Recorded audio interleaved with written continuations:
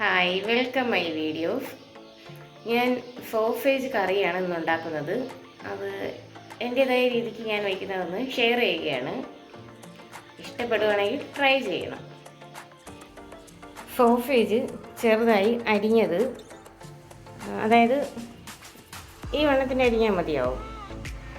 അതിലേക്ക് നമുക്ക് ആവശ്യമായ മസാലകൾ ചേർക്കാം. അപ്പോൾ നമ്മൾ ആദ്യം ഇത് ഫ്രൈ ചെയ്യാനാണ് പോകുന്നത്. ഇതിലേക്ക് കുറച്ച് മഞ്ഞൾപ്പൊടി, അതുപോലെ കുറച്ച് മുളക് പൊടി,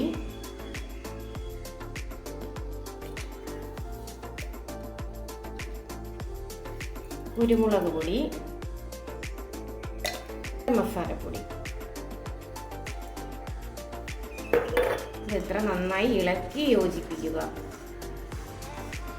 കുറച്ച് സമയത്തേക്ക് ഒന്ന് റെസ്റ്റ് ചെയ്യുക.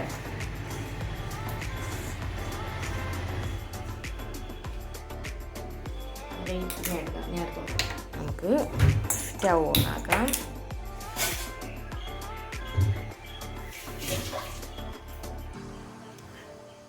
ചട്ടി ചൂടായി കഴിഞ്ഞു. അതിലേക്ക് ആവശ്യത്തിന് വെളിച്ചെണ്ണ ഒഴിക്കാം. കറിവേപ്പില ഇട്ട് കൊടുക്കാം. അതിനുശേഷം നമുക്ക് ഈ സോസേജ് ഇതിലേക്ക് ഇട്ട് കൊടുക്കാം. തീ അല്പം ഒന്ന് കുറച്ച് വെച്ചിട്ട് നന്നായി ഒന്ന് ആദ്യം ഇളക്കി കൊടുക്കാം.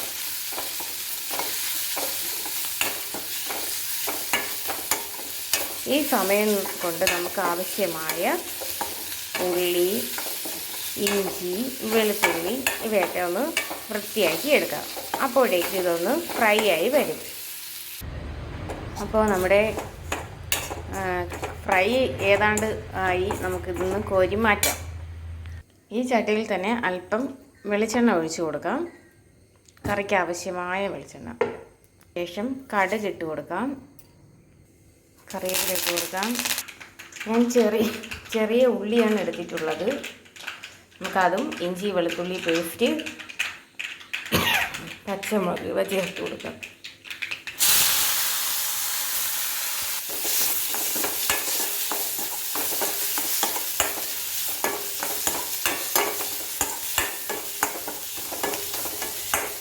ഇതിലേക്ക് അല്പം ഉപ്പും കൂടി ചേർത്ത് കൊടുക്കാം.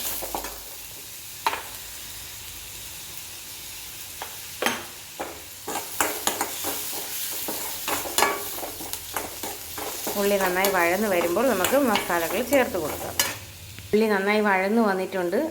അതിലേക്ക് മല്ലിപ്പൊടി, മഞ്ഞൾപ്പൊടി, കുരുമുളക് പൊടി, മുളക് പൊടി, ഗരം മസാല ഇവ നമുക്ക് ചേർത്ത് കൊടുക്കാം. നന്നായി ഒന്ന് ഇളക്കുക.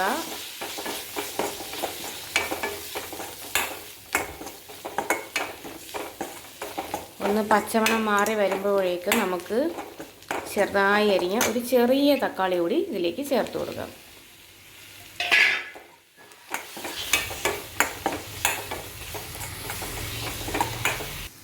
ഇനി നമുക്കിതിലേക്ക് ആവശ്യമായ ചൂടുവെള്ളം ഒഴിച്ചു കൊടുക്കാം.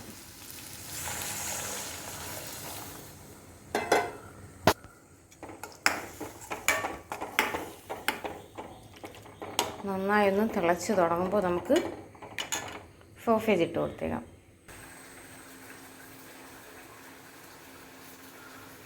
സൂപ്പർ.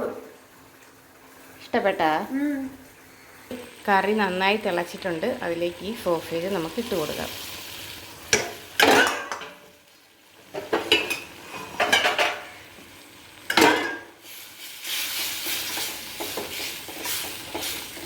നന്നായി ഇളക്കിയ ശേഷം ഒന്ന് അടച്ചു വെച്ച് വേവിക്കാം. അപ്പോൾ കറിയിലേക്ക് നമുക്ക് ആവശ്യമായ മല്ലിയില കൂടി ചേർത്തെടുക്കാം. അപ്പോൾ നമ്മുടെ സ്വാദിഷ്ടമായ സോസേജ് കറി തയ്യാർ. അപ്പോൾ ഇതാണ് നമ്മുടെ സോസേജ് കറി. നല്ല ചൂട് ചോറിനോടൊപ്പം കാപ്പിക്കും ചപ്പാത്തി എന്തിൻ്റെ കൂടെ വേണമെങ്കിലും കഴിക്കാൻ വളരെ സ്വാദിഷ്ടമുള്ളതാണ്. അപ്പോൾ നിങ്ങളൊന്ന് ട്രൈ ചെയ്ത് നോക്കണേ. എന്നിട്ട് അഭിപ്രായം കമൻ്റായി ഇടണം.